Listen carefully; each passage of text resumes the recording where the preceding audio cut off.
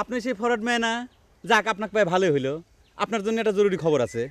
আমার জন্য খবর কিসের? খবরটা ডাইরেক্ট আপনার না, যে আপনার কাছে চিঠি লাগে সেই গুলাম চোরের। তার খবর আপনি আমার দিয়ে পাইছেন কি জন্য? আচ্ছা, আমি তো আপনার সেদিন কলাম আমি কাউকে কোনো চিঠি দেই নাই, সে কথা আপনার বিশ্বাস হয় না? বুঝি দেখেন, এতটুকু বোঝার মতো বয়স কিন্তু আমার হয়েছে। আপনি যতই চালাকি করেন তাতে কোনো লাভ নাই।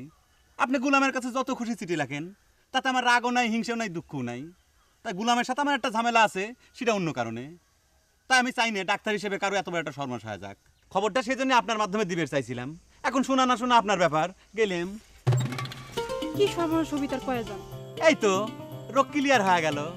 তালি পরে এতক্ষণ পলান টুকটুক খেলতেছিলেন কিসের জন্য কন্ত?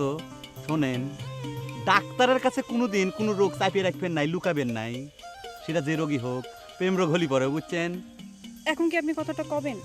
কথা তখন দিছি, তখন তো কবই। আর এই কথা কওয়ার জন্য আমি এত দূর সাইকেল মারি আইছি, বুঝছেন? একটু ফাঁকে আসেন, গোপনে কই। গোপনে আসেন, আসেন। আপনি দেখতে ফাইন, সেই জন্য গোপন কথাগুলো আমি করছি। ওই যে আমাদের সারিসুরি গ্রামের শিপালি আছে না, তার সাথে যে মন্নানের বিয়ের কথা হচ্ছে, আপনার গুলাম চোর সেই মন্নানের পক্ষ নিছে। এই কথা শোনার পর শিপালির যে খালাতো ভাই আছে রঞ্জু, ড্যাঞ্জারা চাওয়াল, খেপে গেছে, চেতে গেছে।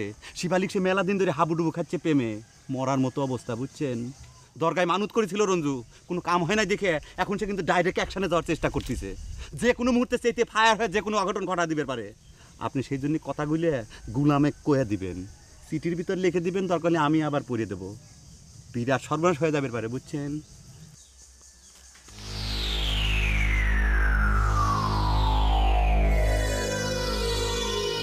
আচ্ছা, এই খবরটা আপনি সারি সুরি গায়ে শোনার পর গোলামেক না দিয়ে এত তোরা আমার দিয়ে পাইছেন কি জন্য? এটা আপনি কি করছেন? ওই গুলাম চোর আমার সাথে যে বেইমানি করেছে, এই কথাটা তো ডাইরেক্ট সরাসরি আমি তাক কব না, সেই জন্য আপনার কাছে কবে রাইছি।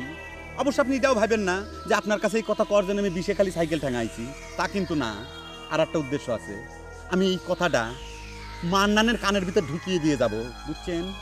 শেফালির খালাতো ভাইকে মানান ভাই কোন করবা চাইছে নাকি? কি করছেন চাইছে মানে? মার্ডার লিস্টের 1 নম্বরে তার নাম, মন্নানের নাম। রঞ্জু তাক পালি পরে মাই দিয়ে ফাটা ফালা দিবে না। আমি গেলাম। শোনেন, গুলামে কিন্তু কথাটা কবেন।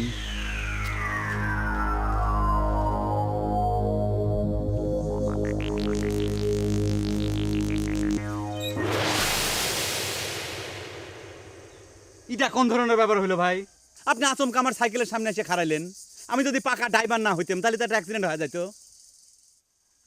চালাচ্ছু তো একখান ভাঙা সাইকেল, কথাবার্তা করছু ট্রাক ড্রাইভারের মতো।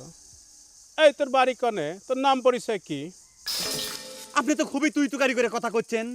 আপনি কি সেই পরিচয়টা আগে দেন, আমি পরিচয় দেবো কিসের জন্য? আপনি তো আমাকে সাইকেল থামায় দাঁড় করাইলেন।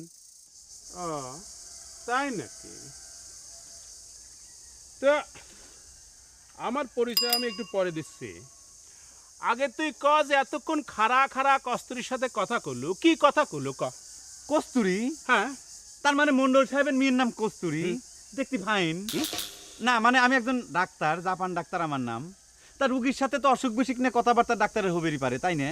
আমার পরিচয় তো পাইলেন আমি ডাক্তার। কারণ আপনি কিটা সিরা কন, পরিচয়টা দেন, আমি চলে যাই। আমার পরিচয় মনে কর যে আমি তোর বাপ। মনে করে তার বাপ হওয়া চলে না।